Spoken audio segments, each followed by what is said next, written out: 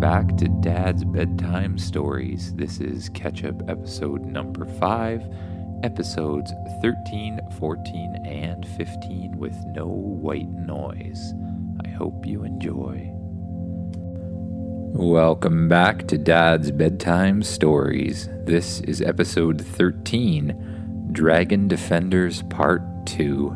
And if you recall from the last episode of Dragon Defenders, which you should probably listen to before this one, you, the main character, created a team of dragon riders, brought them back to Earth from the Dinosaur planet, and set the team up at the top of a gigantic alien tree in a really awesome treehouse.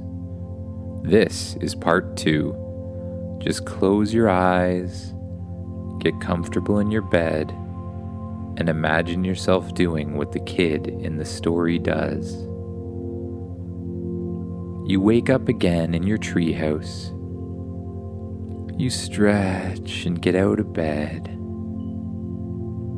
There's an amazing breakfast waiting for you on the table, and all of your friends join. Together, you each eat your favorite food and drink your favorite breakfast drink.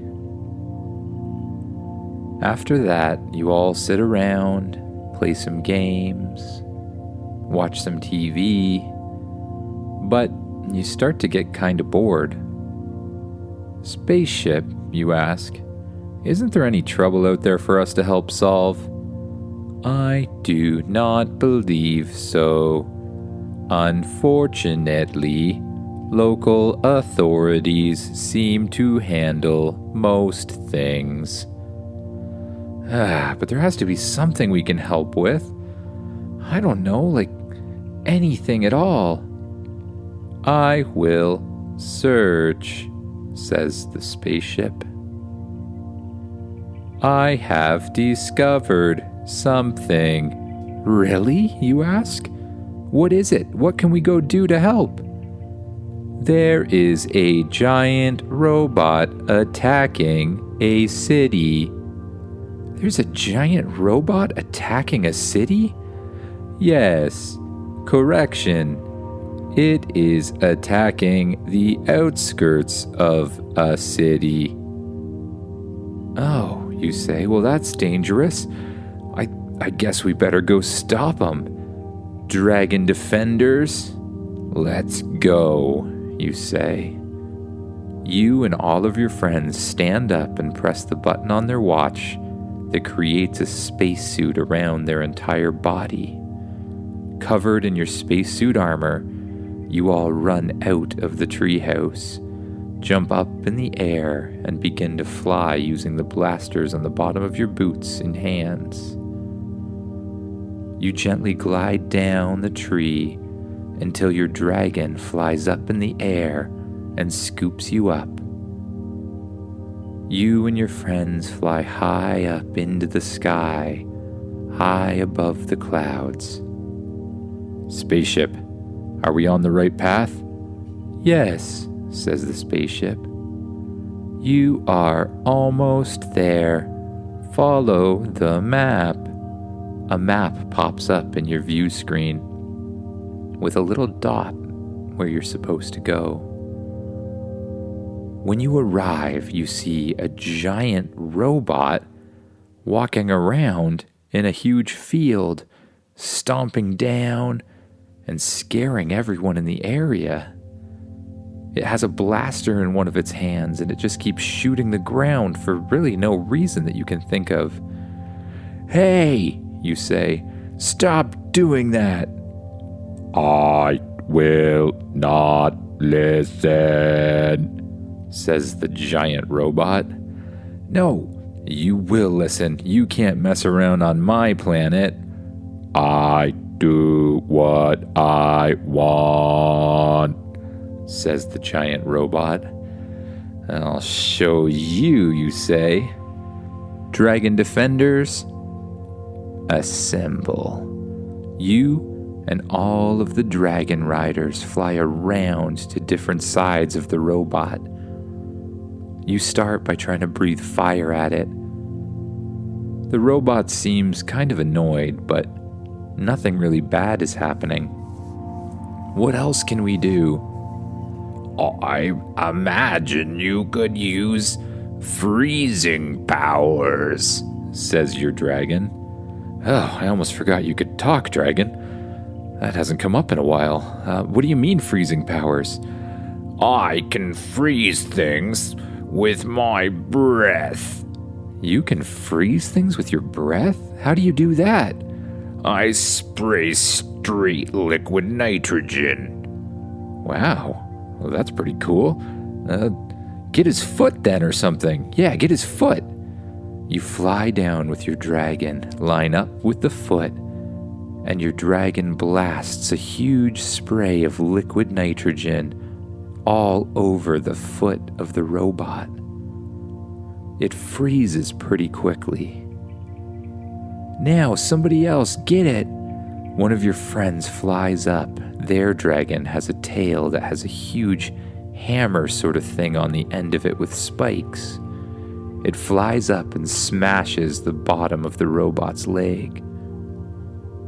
Because it's frozen, the robot's leg breaks into thousands of pieces, and the robot starts to fall down onto the ground.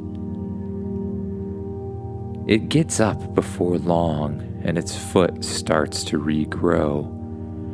Oh no, you say, it regrows. We're gonna have to freeze it a lot quicker. Can all of you dragons use freeze spray? Yes, say the dragons. Okay, everybody pick one limb and let's spray him all at the same time. He might be able to heal, but hopefully not too fast.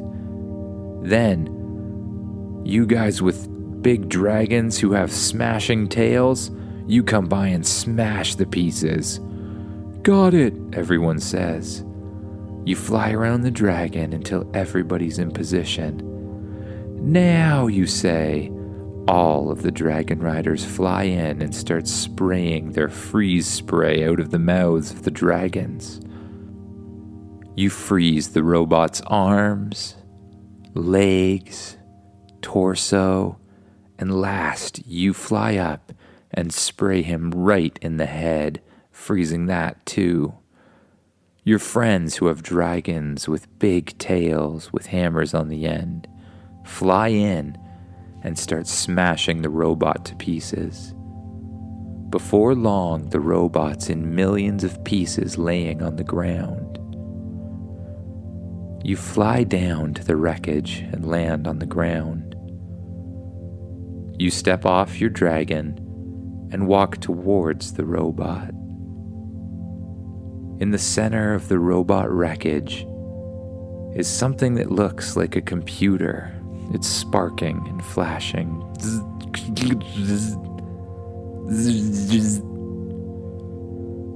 You walk up to the wreckage and you see a computer screen that looks very familiar. Spaceship, you say? This looks just like your computer screen. Yes, says the spaceship. That is my computer screen. What? Spaceship? Spaceship? You're the giant robot? Yes, says the spaceship. But you're evil? But I thought you... But... what? Why? You say to the spaceship. I was just trying to keep you entertained, says the spaceship. What do you mean? You seemed so sad that nothing was attacking the Earth. I thought you could use an adventure. You thought I could use an adventure, you ask? So you turned yourself into a gigantic robot and started attacking a city? I did not hurt anything, says the robot.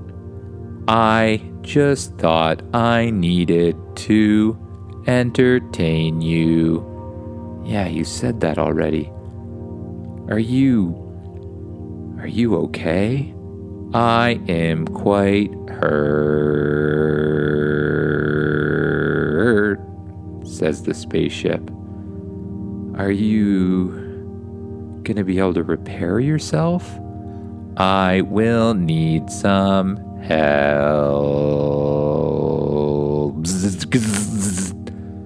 says the spaceship. Okay, what do you need, spaceship? I am out of energy. Out of energy, you ask? What can I do to help, spaceship? I don't want you to die. You must find some source of energy, or I will not survive,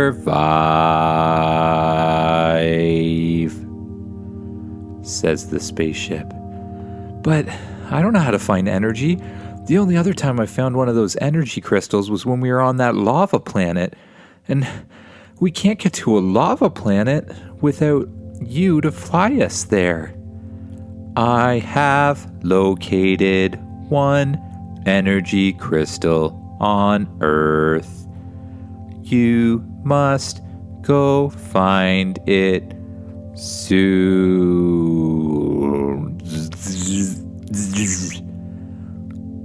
With that said, the spaceship stops talking and all of the power turns off. But luckily, inside your helmet, a little map appears with a blinking dot. This must be it, guys. That must be the energy signal. Let's go, we gotta get there now. You and the dragon riders jump on your dragons and fly up into the air, higher and higher. Just imagine yourself soaring high above the clouds, feeling the wind on your face or against your spacesuit. Before long, you arrive at the destination on the map. You seem to be at a huge volcano. I think the energy crystal's in the middle of the volcano, you say. I think energy crystals tend to grow around lava or something like that, because that's where I found it last time, on a lava planet. Well, I guess the only question is, how are we gonna get it from the center of the volcano? You land your dragons on the edge of the volcano, and you all look down into the volcano. Down in the center of the volcano, you see it, a giant energy crystal, entirely surrounded by lava. We could just fly down and get it, one of your friends says. It's way too hot down there, you say. That lava will burn us if we even get close, and we don't have the spaceship to protect us. I have an idea, says one of the dragons. Why don't we just freeze the lava? Oh, of course. All right, well, it'll probably take a lot of freeze breath to freeze this, but I think if we all do it together, it should work. You and all of your friends ride their dragons to opposite sides of the volcano. On the count of 3, you say, everybody shoot freeze breath into the volcano. 1, 2, 3, go! You and all of your friends' dragons shoot a huge plume of freeze breath into the volcano. You watch as the volcano turns to stone. Now we can go get it, you say. You jump off your dragon and turn on the blasters on your boots and hands. You glide down gently to get the crystal. You pick it up and fly back up to your dragon, and you and all your friends fly back into the sky. After another long journey of flying, you arrive at the spaceship. Spaceship, I've got it! Spaceship, wake up! You say. You go over to the spaceship, and you can see the little pedestal where you normally put the crystals shattered and broken beside the computer screen. You walk up to it and place the crystal in it, but nothing happens. Disappointed, you turn away from the crystal, realizing that the spaceship may be gone forever. As you start to walk away, you hear a sound.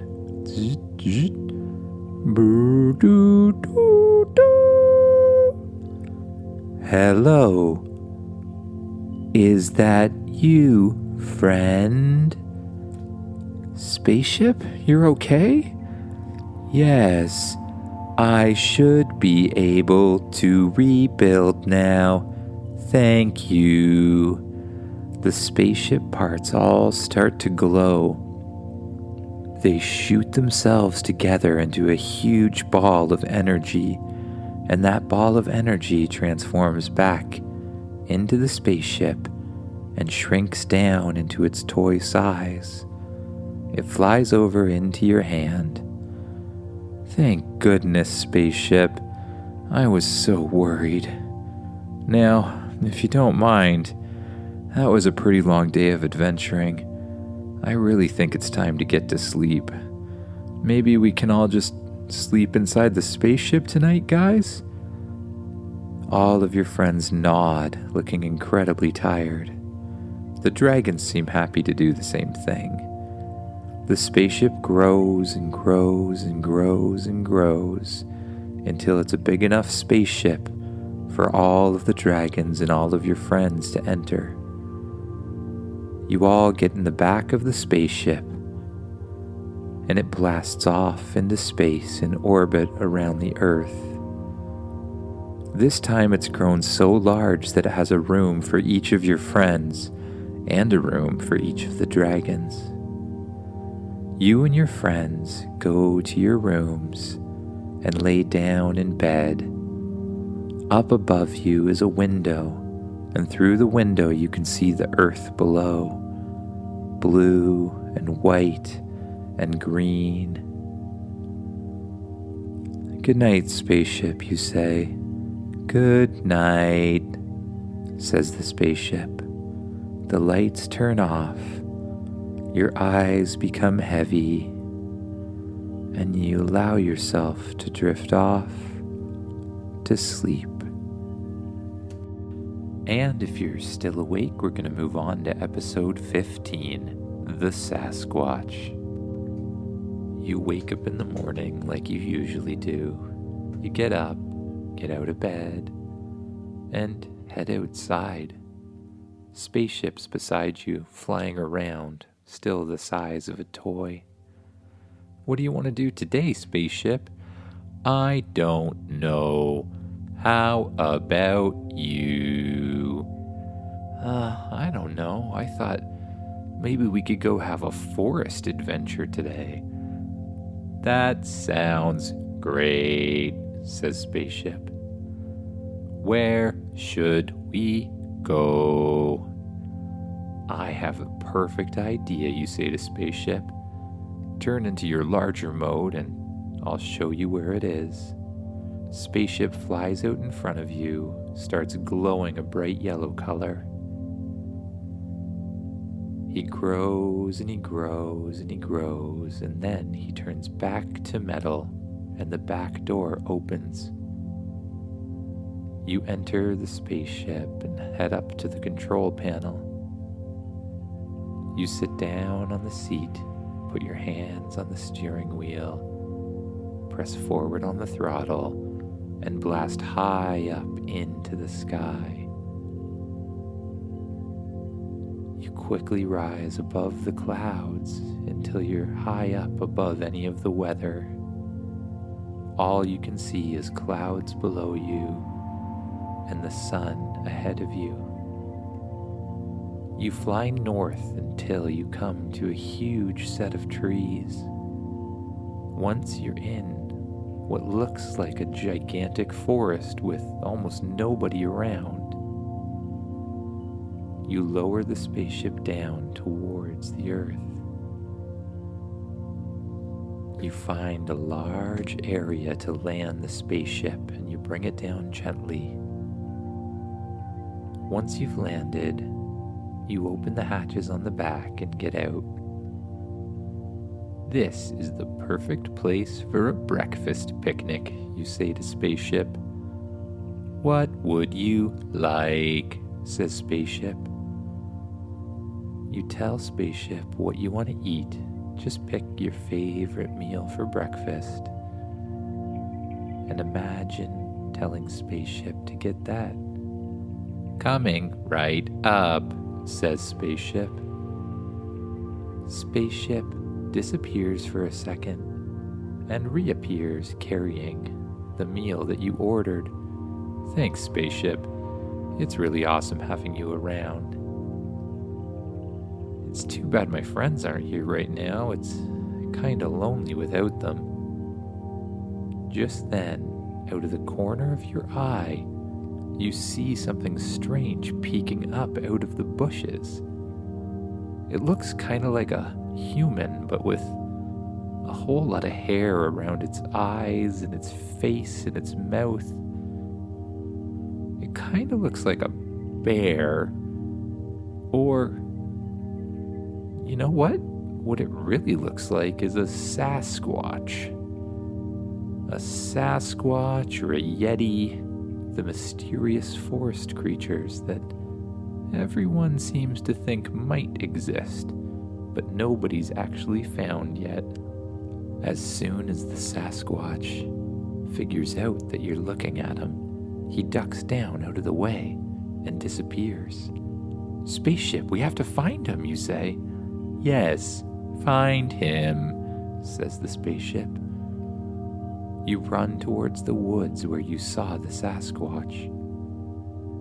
But you don't see anything at all. Not a trail, not a footprint, nothing. Where did he go, you say to Spaceship?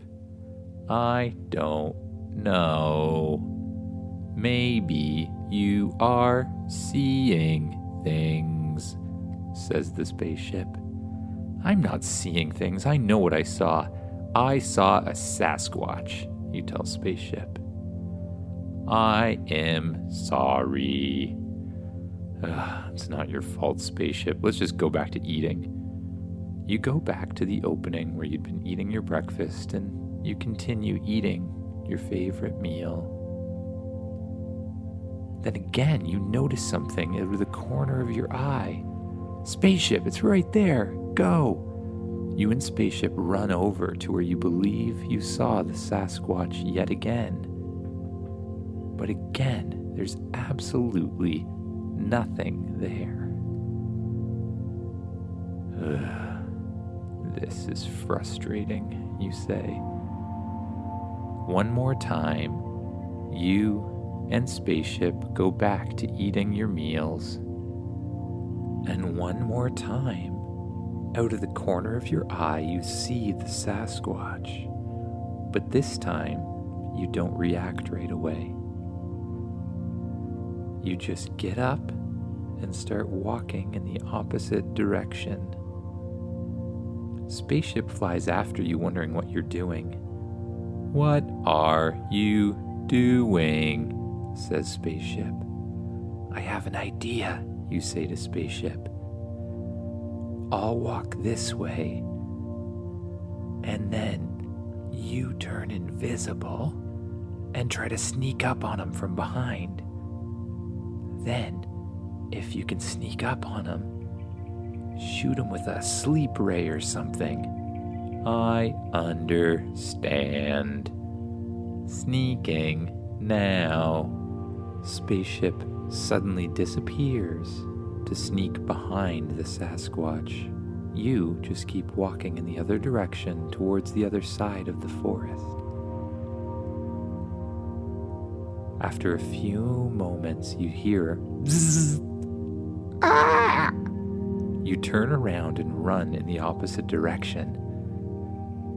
When you arrive, you see what is definitely a Sasquatch asleep on the ground.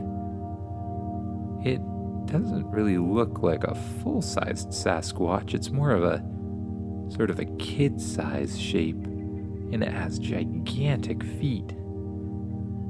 Spaceship, I'm kind of rethinking this putting him to sleep thing. I feel kind of bad about this. Don't worry, we can help. Spaceship flies away in the other direction and turns into a full-size ship once again. The back hatch opens and out come two robots with a stretcher. They put the Sasquatch into the stretcher and pull him back into the spaceship. You follow them. Spaceship, maybe we should get out of here for now. I don't want any of those other Sasquatches or Sasquatch or however you say it coming after us when we're not looking. That is a good idea. Heading to orbit now. The spaceship blasts up off the ground and heads straight up through the clouds and into space. Before you know it, it's drifting above Earth, just floating gently. Sasquatch is sitting on a bed in the middle of the spaceship with robots attending to him. One of the robots takes something out and pokes it in his arm, and suddenly, the Sasquatch sits straight up, sees you, and disappears. What? Where did he go? You ask Spaceship. I believe he's still there. Watch. Out of the ceiling pops a little arm with a little spray can in it. It sprays the air a blue color, and suddenly you see the outline of the Sasquatch. But he's invisible, you say? Yes, says the spaceship. It seems Sasquatch or Sasquatches can become invisible. I sprayed him with blue paint so we could see him. That explains why no one's ever seen them. But what about the footprints and everything? When he ran away, I didn't even see a footprint. Well, that's because we have such big feet, says the Sasquatch. What? You can talk? You ask. Of course I can talk, says the Sasquatch. Why wouldn't I be able to talk? Now, get this paint off me. But you know English? Yes, of course I know English, says the Sasquatch. I'm from Earth, and I live in North America, so don't you think I would know English? I guess so, you say, but I just didn't expect you to really be able to speak or anything. Oh, is that what you think? Says the Sasquatch. Is that why you thought it was okay to hit me with a sleep ray because I'm some unthinking little punk or something like that? No, that's not what I think at all, you tell the Sasquatch. I just didn't know. I'm sorry for putting you to sleep. I didn't mean to scare you. I just thought there was like a monster thing watching us from the woods. A monster? Asks the Sasquatch. You think I'm some kind of monster? I'm no monster. You're the monster. We just live peacefully in the woods. You guys are the ones going up messing around with the planet and all that sort of nonsense, says the Sasquatch. But I don't mean to mess the planet up. I didn't do that. Well, your people did, says the Sasquatch. Us Sasquatch stick to ourselves. That's our number one rule. We're not allowed to let anybody know about us. I promise I won't tell anyone, you say to the Sasquatch. Well, how am I gonna know if you're gonna tell anybody or not? You can't prove that. What if I pinky promise you? Oh, what's a pinky promise? Asks the Sasquatch. Well, a pinky promise is where you take your pinky fingers and you shake them together with somebody else. It's basically an unbreakable promise. Unbreakable promise, says the Sasquatch. I like this unbreakable promise idea. Okay, I'll shake on it. Or pinky swear, that is. The Sasquatch sticks up his finger, and you shake it with your pinky finger. Well, that's a deal. Now I can't tell anybody about you. Well, that's good. That's good indeed. I say we use this opportunity to explore a little bit, suggests the Sasquatch. What do you mean explore, you ask? Explore what?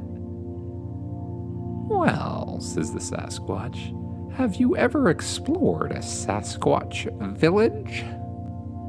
Well, seeing as I didn't even know Sasquatch existed, I think it's safe to say that I haven't. Sasquatch, no. You respond to the Sasquatch. Well then, says the Sasquatch, this is our opportunity. Follow me. The Sasquatch heads out to the back of the ship and presses the button to open the doors. Bah! Says the Sasquatch, screaming as loud as he can. Where are we? Oh, you say. I forgot to tell you. I was a little bit afraid of other Sasquatch sneaking up on us, so I told the spaceship to go back up into space. Space? Says the Sasquatch. You mean we're up above the clouds? In the sky? Yeah, you say to the Sasquatch. We are. We're way, way up high, actually. Higher than I'm guessing you've ever been before. This is amazing. Just look down there at the planet. You walk out to the back of the ship, and you watch with the Sasquatch. You're right. It's beautiful, you say. You can see the earth below you, blue and white and green, as you float above it in your spaceship. Wait a second, says the Sasquatch. Why aren't we dying right now? We shouldn't be able to stand here with the door open and not die in space, should we? Asks the Sasquatch. Oh, probably just force fields or something. It's a magic spaceship. You know how it is. Right, magic spaceship. Okay. Anyways, you asked, do you want to go see your Sasquatch village down there? Sure, says the Sasquatch. Just head back down to where we were and I'll show you around. Okay, you say. You run back over to the control center. The Sasquatch follows you and sits down beside you. You grab the wheel, push it forward, and press the throttle all the way forward as well. You fly quickly down out of space, back towards the Earth. You come closer and closer, and the Earth gets bigger and bigger. You pass through the clouds and head down towards the trees. You find the same opening where you landed last time and bring the ship down to a slow and soft landing. You and Sasquatch open the back of the spaceship and walk out. Follow me, says the Sasquatch. You follow the Sasquatch. He comes up to a rock. He taps on the rock with a specific sort of knock pattern. And suddenly, the rock slides out of the way, revealing a hole. And inside the hole is a set of stairs leading down. You and Sasquatch follow the stairs down and down and down, and the stone closes above your head. You find yourself in a large hallway that's lit up in bright blue and green colors that are sort of glowing off the walls. You follow the bright colored hallway down and down and down until you come to a large opening Well, this is my house. I thought we were going to the village, you asked the Sasquatch. We are, but first, I thought we better stop here for a rest, suggests the Sasquatch. You know what, you say? That's a great idea. Do you have somewhere where I can sleep? I'm getting really tired. Right here, says the Sasquatch. He points to a bed that looks like it's made out of moss and leaves, and you're not really sure what else. But you go and lay down on it, and you realize that it's the most comfortable bed you've ever laid in your entire life. You pull a nice, cozy, warm, and soft blanket up over top of yourself.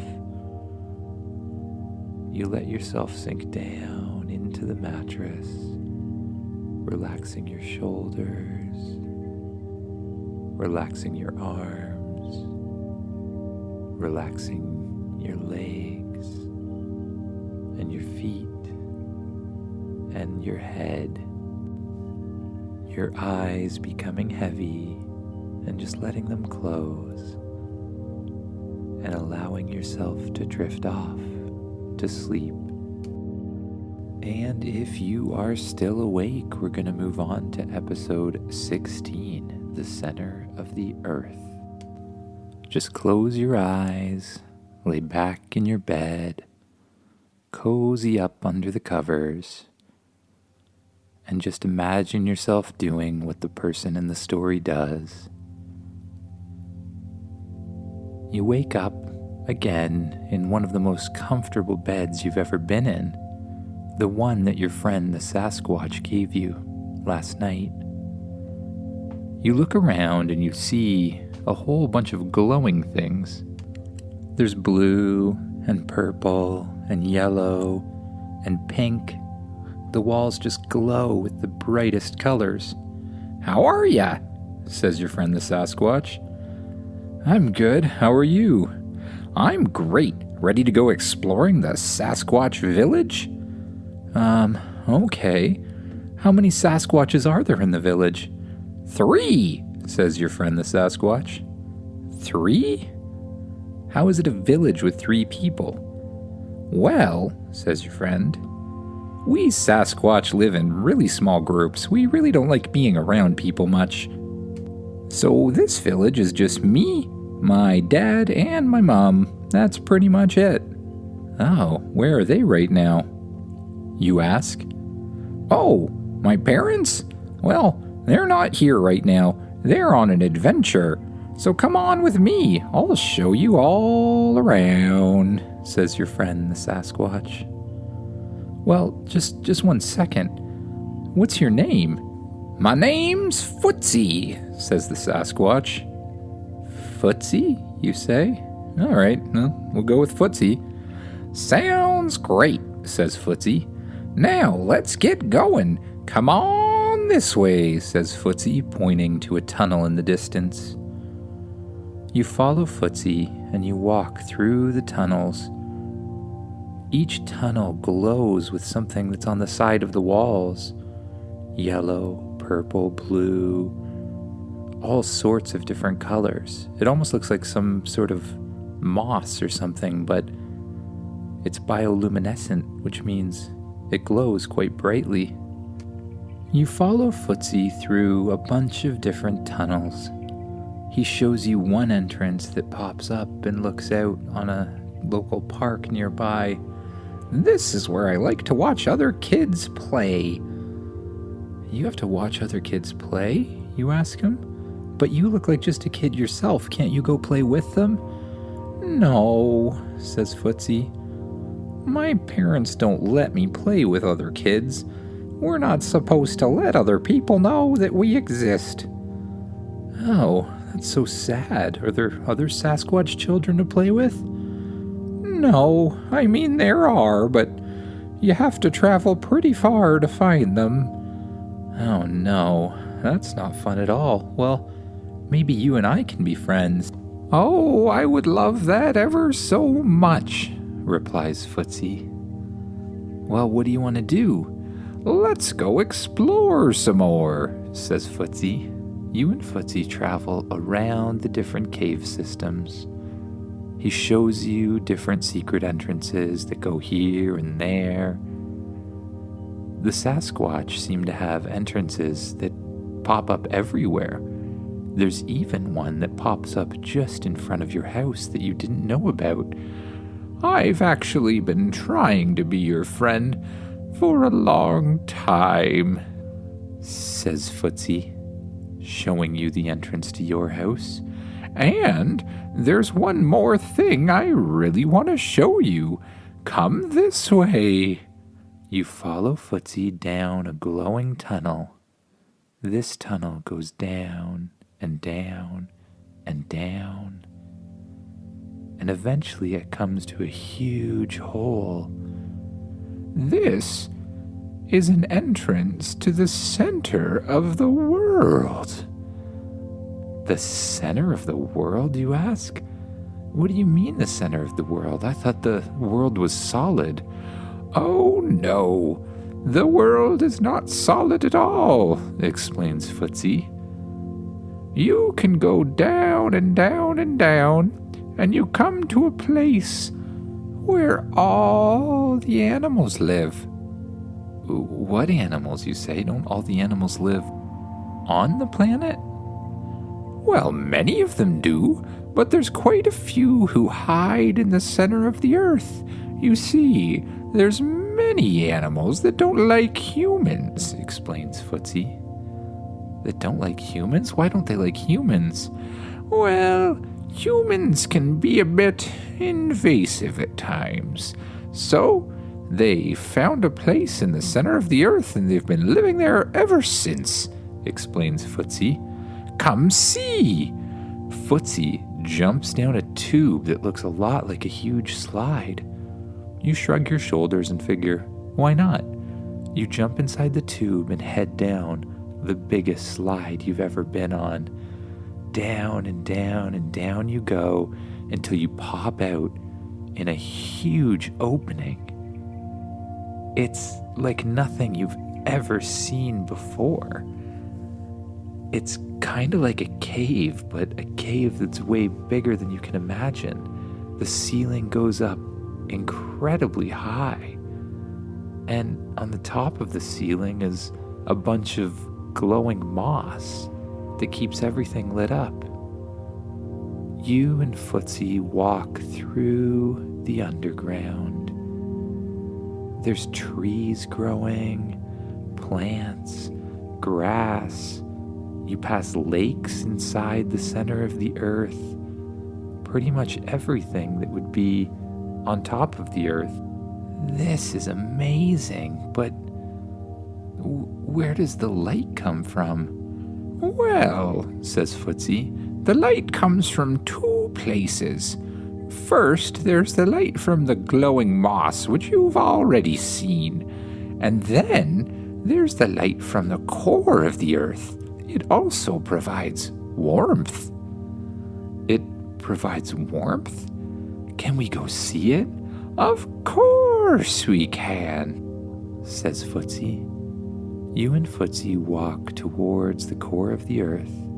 As you get closer, the core appears. It's kind of floating in a gigantic hole. It's red and bright and looks a little bit like a sun. It's not really what you expected to be in the core of the earth. That's amazing.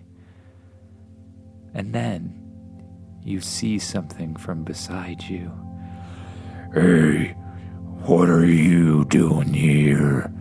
You look over and see a huge rock creature or something like that. What are you? You ask. What am I? What's a human doing down here? Haven't you ruined enough of our habitat? I haven't ruined any of your habitat, you explain. I just want to be friends with everybody. Well, if you wanted to be friends with everybody, you wouldn't be messing with the core of the earth.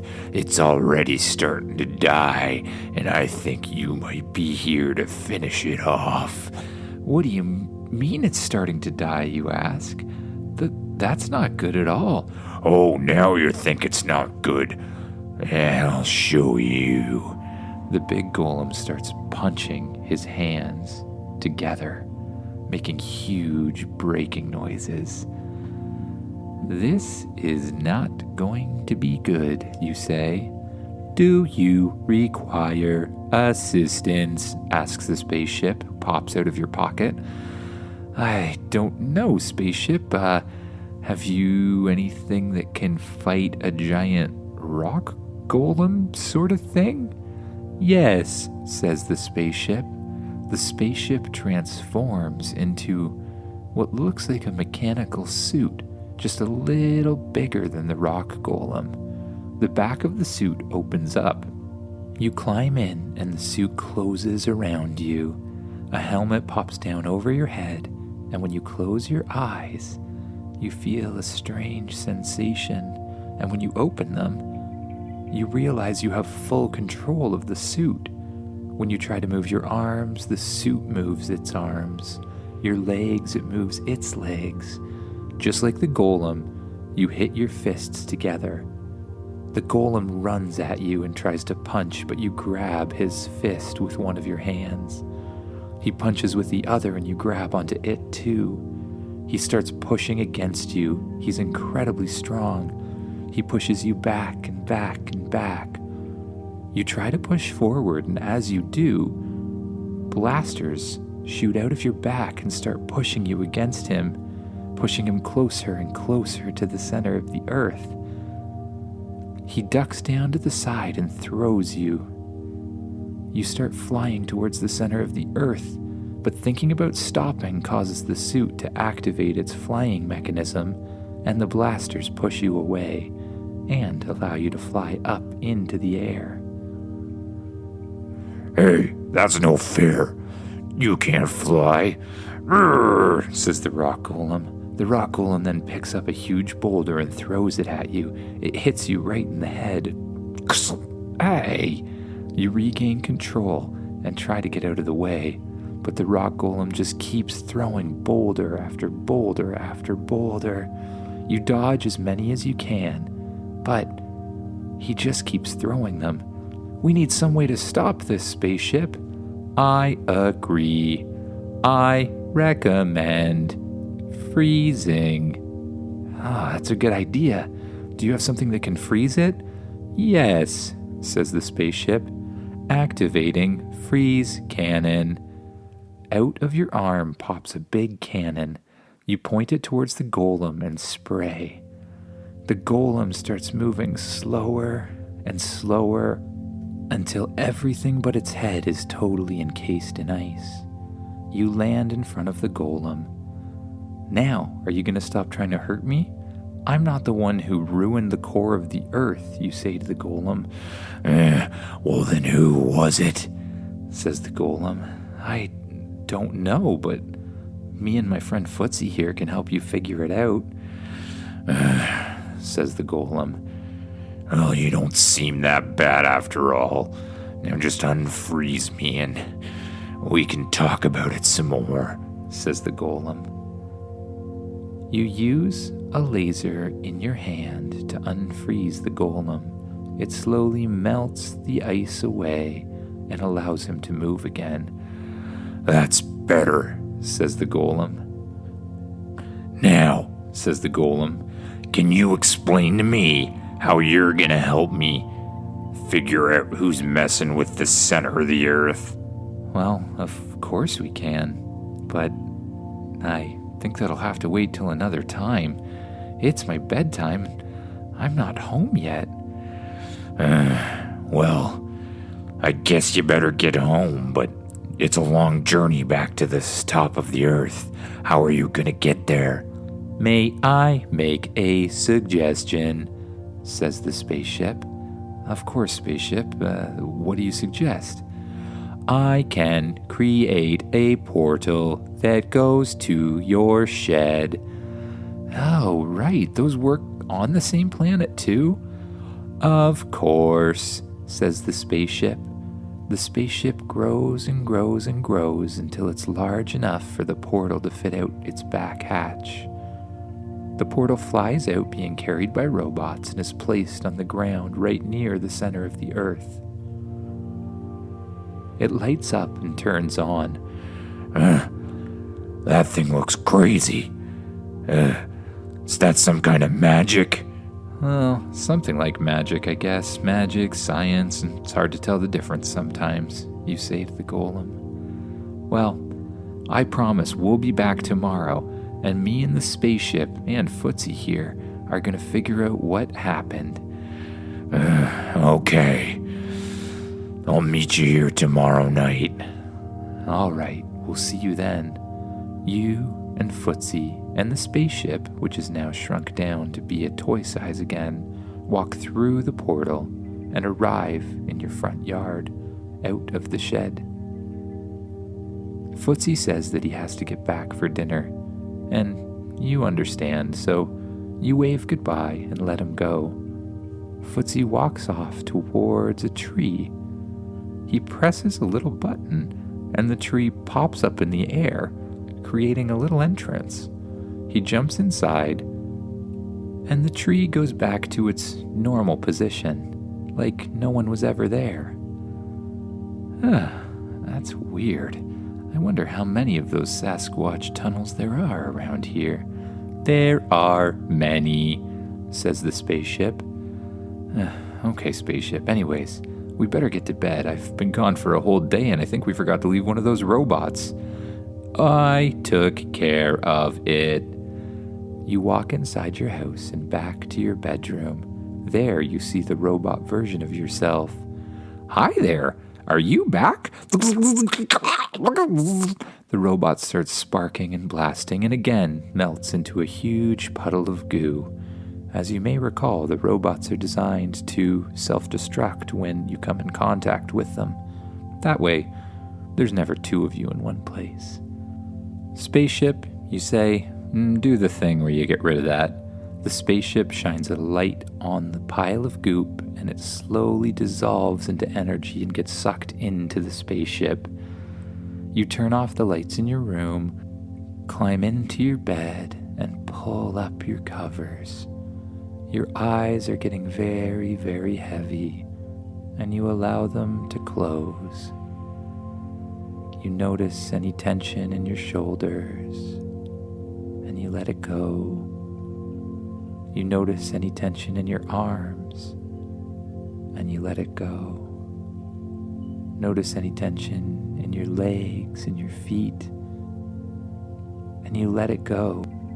And last, you notice any tension in your face, and you let it go. Letting yourself sink deeper into the covers. With every breath, you become more and more relaxed and sink down deeper and deeper into the bed, allowing yourself to drift off to the world of sleep and dreams.